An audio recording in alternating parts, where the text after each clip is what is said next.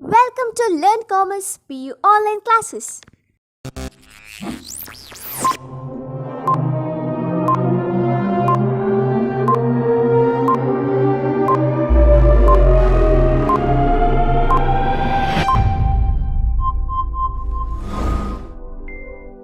Don't forget to like our video and subscribe our YouTube channel for all the updates. Hello students, welcome to 2nd PUC Business Studies online classes. In my previous class, I have explained about the internal source of recruitment, their merits and demerits. Now, in today's class, I am going to take up external sources of recruitment. What are the sources that are available external to the organization? External source means the sources which are available outside the organization. We have studied in previous class regarding internal source where the employees are selected from within the organization. Within the organizations in the sense either from within the campus or from the branches or any other, that is outlets that is belonging to the organization. But here we are altogether selecting or recruiting the employees from outside the organization. Yes. What are the external sources of recruitment? First one is direct recruitment. Direct recruitment in the sense the vacancies available in the organization will be displayed on a board which is called bulletin board, kept outside the factory. Suppose one factory is there, outside the factory one board will be there in which the available vacancies are notified or published on that board, displayed on that board, so that anyone who comes at the factory gate can see the advertisement and can think of applying for the job. So that's bulletin boards, they are kept outside the factory just to make sure that the people gets attracted to apply for the job by seeing the conditions, terms, pay scale and all these things, then terms and conditions of employment, the qualification, experience, age that is required by the organization. If matches, the person who observes that may apply for the job. For that reason, it is kept outside the factory gate. That is called direct recruitment. Direct recruitment, one of the external sources. Anyone can come and see and they can apply for the job. Second one is casual callers. These are the people who apply for the job without knowing about any vacancies in the organization. That is mostly the people who are freshers, that is who just came out of the university, maybe after completing their bachelor's or master's. They will come and they will inquire about vacancies available. Even if vacancies are not available, they will submit their applications. They may meet some head of the departments, or they may straight away go to the personal department or human resources department and they will submit their testimonials in the personal department. What happens actually? They will maintain a file in which this information will be kept. And whenever there is a vacancy, the personal department, instead of going for a mass advertisement in dailies or weekly or magazines or whatever the name you call, they may turn the pages of this file, and if any application matches with the requirement, they may immediately give a telephone call and they may ask them to give a direct interview, so that the procedure can be simplified quick recruitment can be done, quick replacement of the available vacancy can be done. So that is the benefit of casual callers. They are the unsolicited applications. We call them as unsolicited applicants. They are called unsolicited applicants.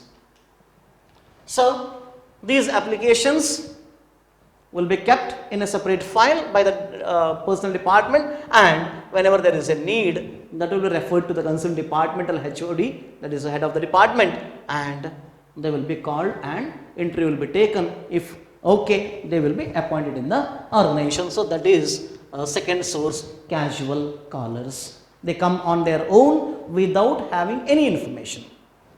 Then third one is advertisement. Very simple. Nowadays importance has lost. Otherwise, employment news, one newspaper was there, still it is there, I think. Yes, it is there. Nowadays they will give the link or refer this link. In olden days they used to mention everything. That is suppose Mangalore Refinery and Petrochemicals Limited, they need engineers, chemical engineers maybe. Then in detail they will give the advertisement containing the company details, then requirement, qualification, experience, pay structure, last date, all these things, and format of the application, everything they used to publish in the, that is employment news or Rozgar Samachar. But nowadays mostly the companies or any organization for that matter, even governmental organizations, departments, they give advertisement through the websites. A website will be created by the organization itself, or somewhere they will publish in the internet, so that the person can log into and they can get the information and they can apply for the job. So that is another source of recruitment, that is advertisement. Even the companies, even the private limited companies or multinationals or that is joint stock companies, they give advertisement through, that is daily newspapers, magazines, or that is through telecasting, all these things. So that is giving advertisement or informing the public about availability of vacancies in the organization and making them to apply for the job. That is the main intention. So that is about advertising. Then next one is employment exchanges, which has lost its significance nowadays. Long back, employment exchanges, they are government departments. Nowadays they are there, district employment exchange, but the role is very less now. In olden days, the person who has completed his graduation or post graduation is supposed to notify his name in the employment exchange, because whenever there is a vacancy in life insurance corporation or any other, that is banks or whatever it is, they used to inform the employment exchanges on seniority basis of registration. The person who has registered in the employment exchange first, they will be selected first and they will be sent, that is job offers, even in government departments. That was the order, because people were not supposed to apply directly to the department or corporations. They were selected through the employment exchanges. So it was once upon a time, but nowadays they lost their importance because open advertisement and open recruitments are going on. So employment exchanges have lost their significance. And what is their role? They make a connection between, they create a link between the job seekers and the job givers.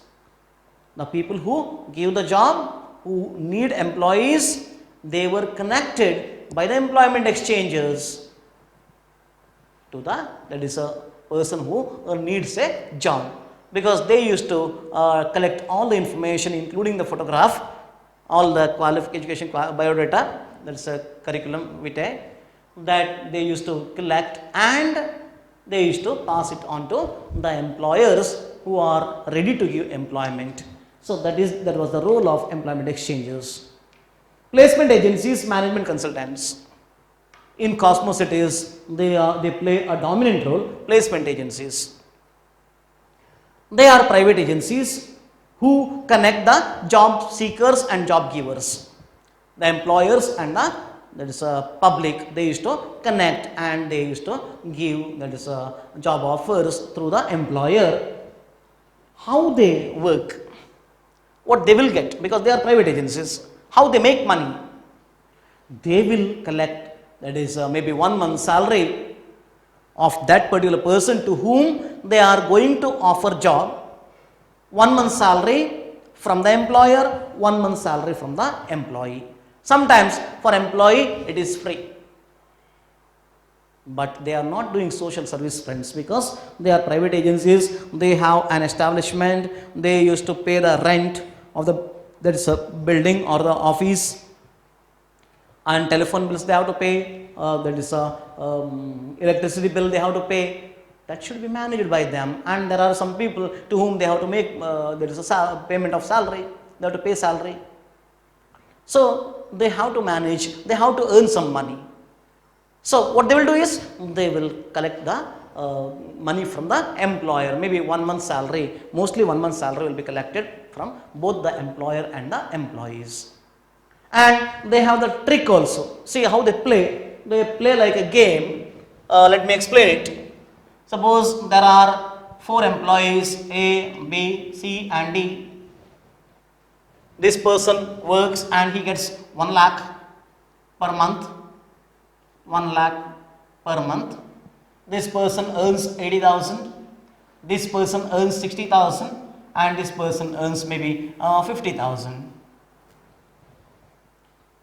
And all these people are working in the similar line. All are engineers. Take it as ENC, Electronic and Communication. This person has more years of experience, less experience than A, than B and than C, like this.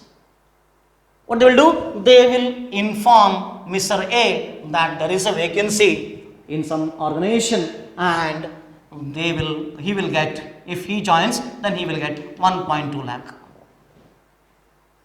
Suppose Mr. A satisfies with the terms and conditions of the employer, he will accept and he will join there. Then what happens? This post gets vacant. Now they will inform B, there is a vacancy here, A's place. Mr. B will accept, he will come here and he will get 1 lakh instead of 80,000. They will inform again C, because they will have information, and Mr. D will be informed. Like that, all these will be promoted. Then D is vacant. Fresh person will be appointed here by them. After some days, they will do the same thing. They will inform A that you will get 1.4 if you join that organization, some other organization. Then again the chain starts. Again they will collect money. Every time for recruiting, they will collect money from the employer, either from both or from the employer only. Just imagine how much money they will make. In one chain, 1.2 lakh, then 1 lakh, 80,000, 60,000, 50,000, together how much it will be. You just imagine. So that is the role of private agents, that is the placement agencies or management consultants. Management consultants in the sense, that is higher level positions. That is for giving job to higher level, maybe directors, general managers, like that. Management consultants will be there.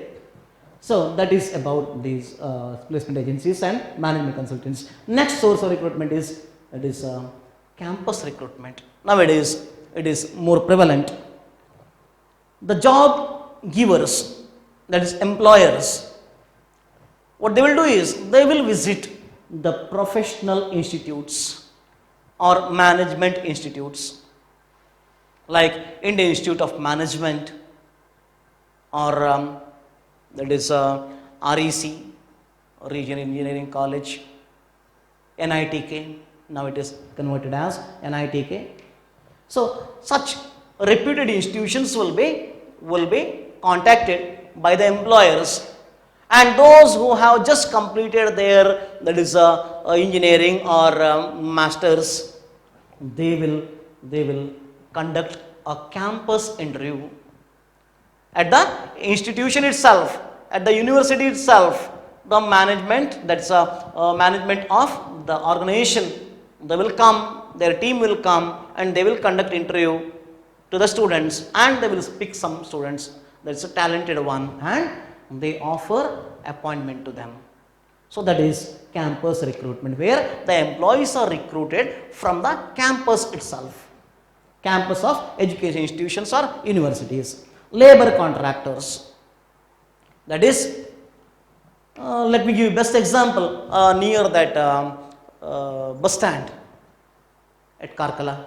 You might have seen nowadays because of there is corona and COVID-19 lockdown is there, so now we are not seeing them. Otherwise, if you go exactly at 7 and 8, in between that, you can see a number of people, mostly from North India. They used to come. If you go and ask them, I want 3 people, can you come? They will not come, because they have a contractor there, and he will get some commission.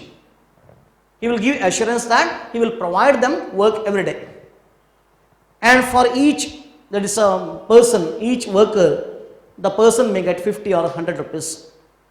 You just imagine how much money he will make. So there are people, there are contractors at the gate of, that is giant factories like Tatas and all this. They need casual laborers. On daily basis, they will make payment, the company will make payment, and for some casual work, they will hire the casual workers, and they are appointed through the labor contractors.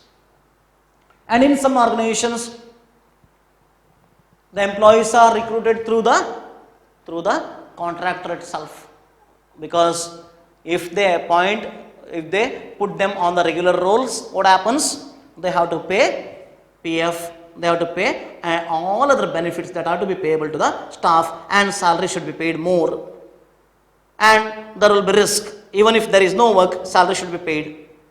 But if they hire through the contractor, they can easily terminate the contract. They need not have to pay, that is all these facilities which are payable to the regular employees. These are the benefits to the management. So management will try to hire more number of casual workers, and for that, one person will be there who is the leader of those workers. That person is called labor contractor. So this is another source of recruitment. Mostly unskilled laborers are appointed through labor contractors. Next one, recommendations of employees. The employees who are already working in the organization, they recommend. That is maybe to the personnel department or their departmental HODs, that, sir, there is a vacancy in that department, I heard, or someone got retirement, or someone expired.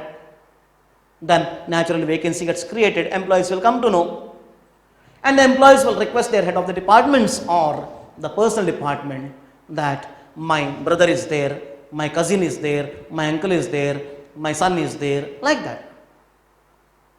He has this qualification, my niece is there, my that is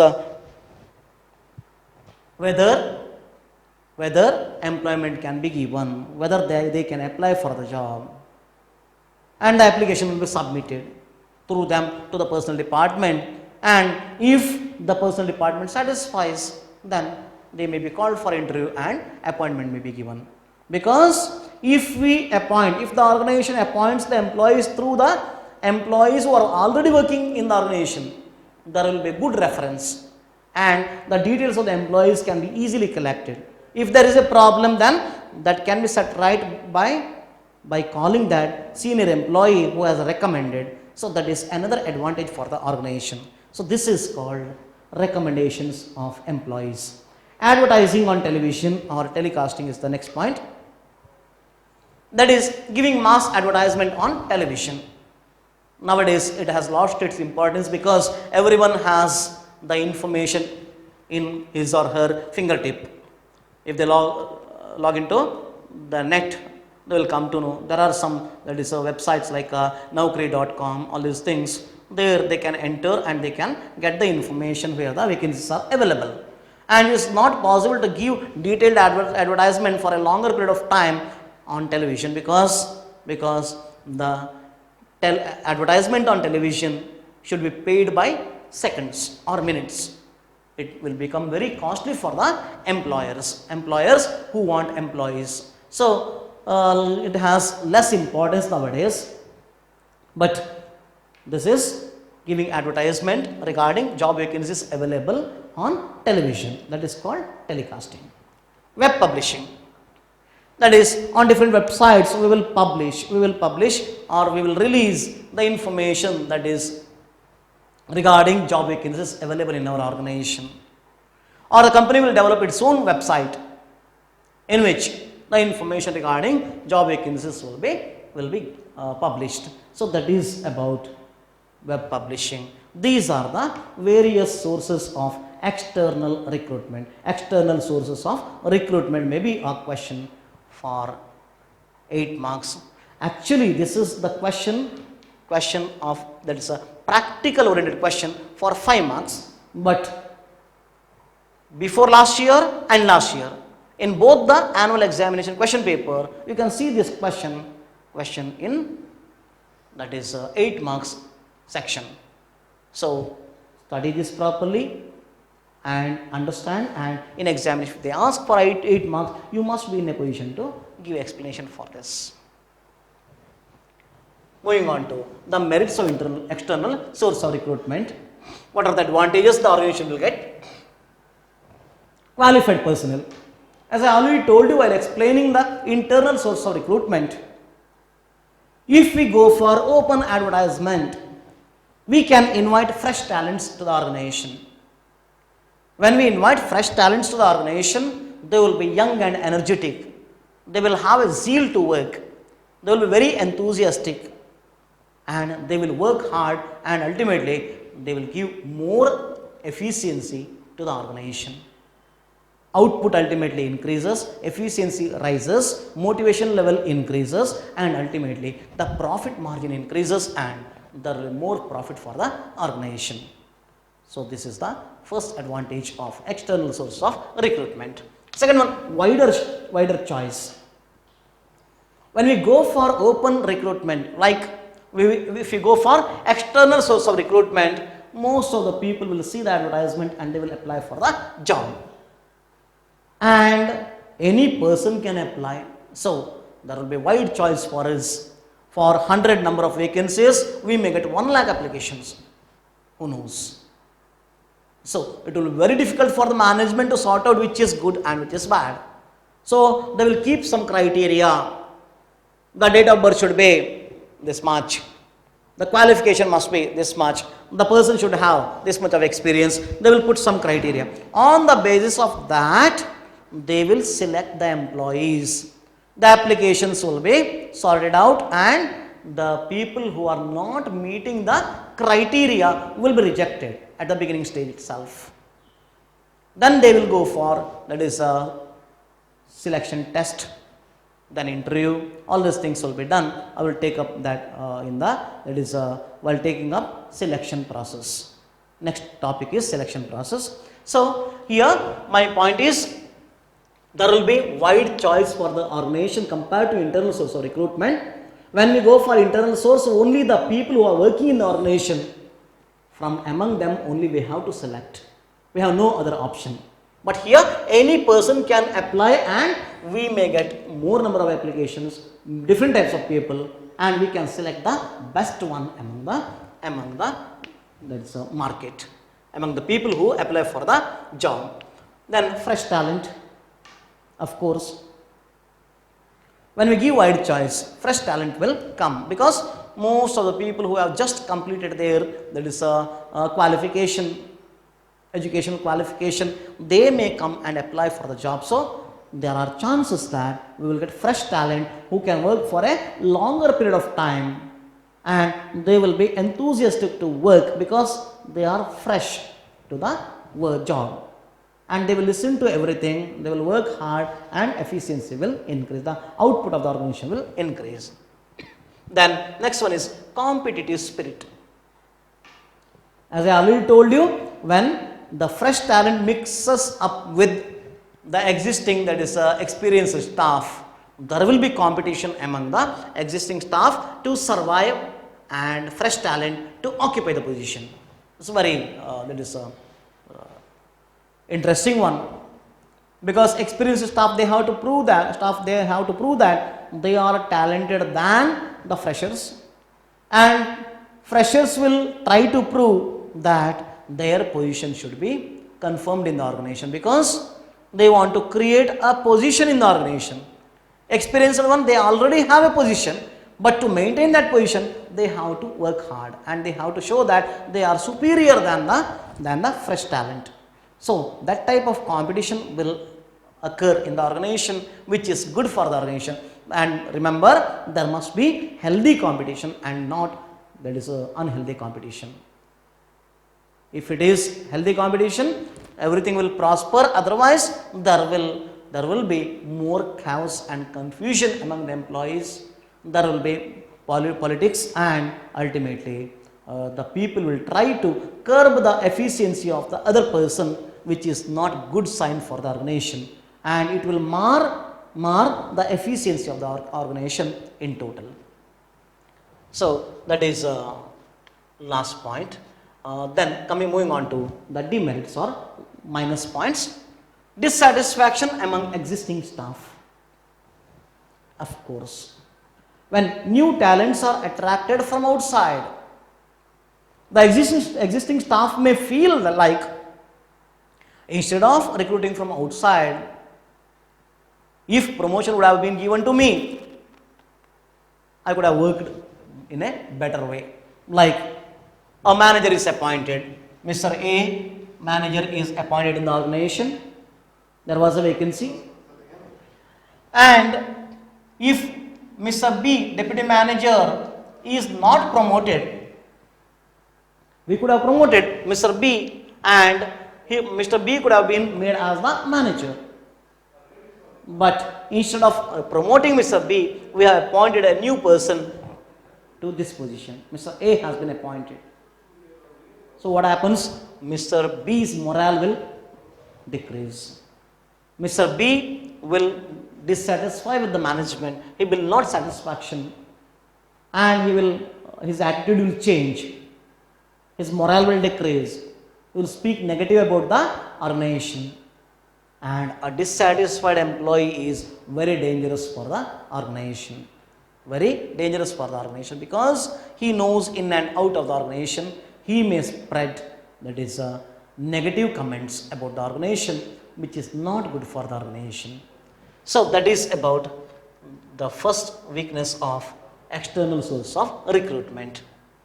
Lengthy process. Of course, I told you, whenever there is a need of employee, application should be sought. We have to give mass advertisement through any source for that matter. Then we have to invite applications, we have to receive applications. Those applications should be sorted out. Shortlist should be prepared, should be intimated to the people whose names have been shortlisted. We have to call them for, that is a test, common test. Then again we have to segregate the employees, and we have to call for interview. Then some skill test may be given to those who have been shortlisted. So this requires a lot of time, and it is a waste of money of the organization. So for that reason, it is better if we recruit from among the people who are already working in the organization or internal source. So it is very lengthy process, not like internal source. In internal source, we will call the employee, we will inform them that, see, we will give you promotion, are you ready to accept the next challenge, higher position, will increase your salary to this much, and your status will be like this, you have to report to so and so. Are you ready? If yes, tomorrow you will get a letter, accept it and give the copy to us. Then if employee agrees, then immediately recruitment will be done. Very simple process. But if you go for external sources, all these procedures you have to follow. Sometimes it may so happen that after joining the organization, within 10 days, the employee may say, I am not comfortable here, I will leave. Then who will be responsible? Who has to bear the risk? Whatever amount is spent, can we recover from that employee? No. Because he didn't work in the organization, he worked only for 1 week or 10 days. And he took some advances, advancing his salary to manage his initial expenses. Organization must provide. And person who left the organization, what can you do? What the organization can do? So that will happen. It is a waste of time and effort of the management. So it is a lengthy process. Last point is, it is costly. Of course, I told you, for giving advertisement, the management has to pay to the media. Then that is for sorting the applications, you need the staff. For them, you have to pay the salary. Then to conduct the test, you have to prepare question paper. Experts should be there.